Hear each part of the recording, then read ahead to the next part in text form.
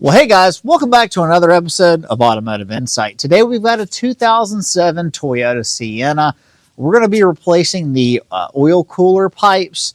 This one has the rubber ones. They have made an updated set of pipes that are out of metal. This one is not currently leaking, but they were very common, and frankly, they killed quite a few engines by leaking and people not noticing it. So we're going to take care of that before it becomes a problem. So let's get to it.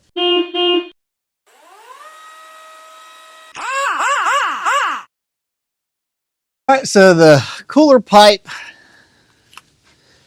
is that guy right there. So I ordinarily don't take all this stuff off, but just to get you in here, I'm going to take off this and kind of fold it out of the way to be able to get you up in there better. So if you wanted to do this, it's a couple of push pins and a couple of 10 millimeters. What's the difference in what you have now? These tend to get little pinholes in the rubber, and the updated one is all steel, baby.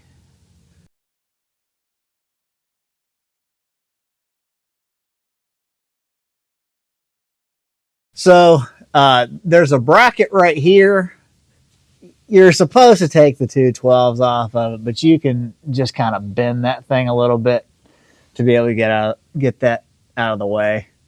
And then these are 12 millimeters. There's bolts and studs. They're E-somethings. I'll tell you what size they are. But oil is going to come out of here. But anyway, let's go ahead and get these off. There's a grand total of 6 fasteners, and then some of the studs can stay. It's been a long time since I've done one of these. We'll figure that out as we go. To get the old one off is a lot easier than to get the new one on, because you do have some flex in these hoses.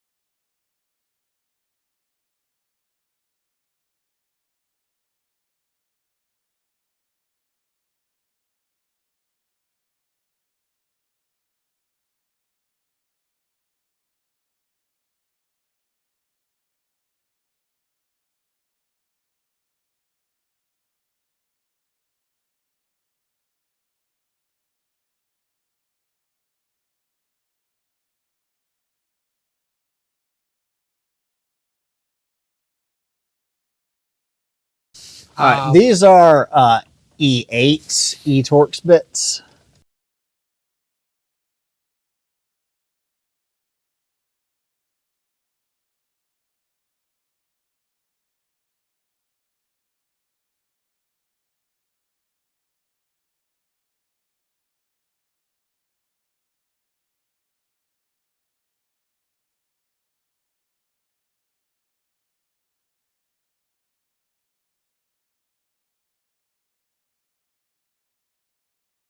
All right, so we got our one new gasket just kind of hanging up there. We're not going to put this one on yet. We're going to kind of work this thing into place, get one of the upper bolts started first, and then we will feather in our other gasket.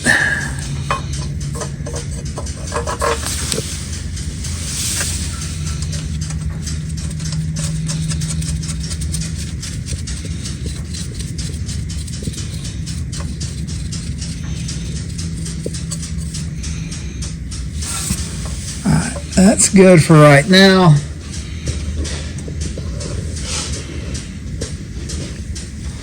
We'll take our gasket. We will slide it up in between here and there. And make sure you put that camera directly in front of me so I can't get anything started. That'd be great. And we already had complaints about your hand being in the way.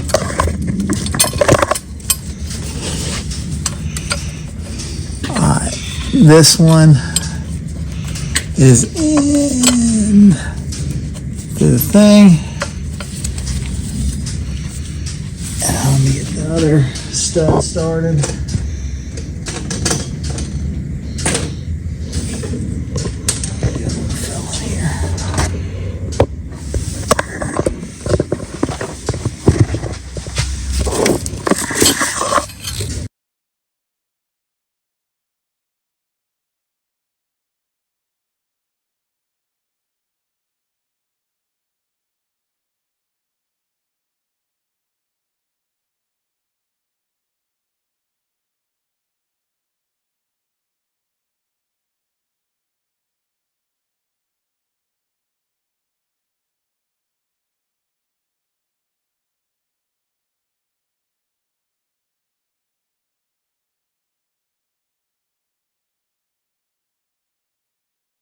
All right, so we got everything torqued. That one right there really sucks to get onto, but you can do it. We'll go ahead and hose her down and get our thing back up, and we're good to go. Okay. Then we'll bend our little bracket back the way that it was, and that's that.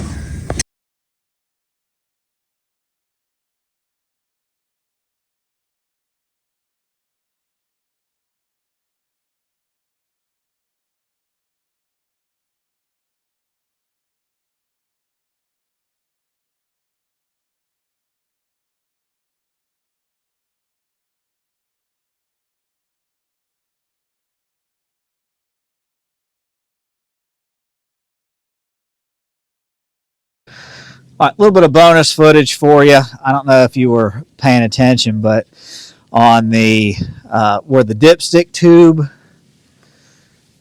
goes in, right down there.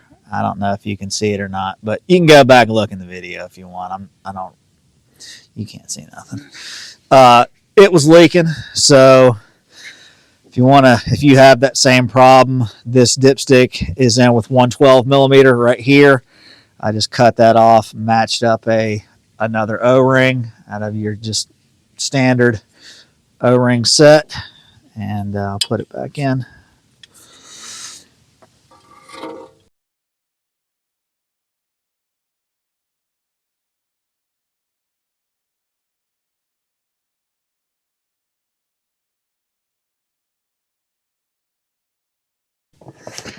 Now, we went ahead and did an oil change at the same time, but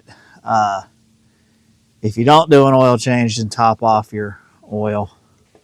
All right, guys, that's going to wrap the video up. This job is really not that bad. The only thing that kind of sucks about it is that you get oily early, and then you just stay oily the entire rest of the time. So parts, you can get that part from the dealership as a kit. It's like $55, or you can get it on Amazon, or I think Dorman makes a kit for it too for like $35, and it comes with the pipe and the 2 gaskets. Labor, you're looking at an hour and a half, so it's really not that big a deal.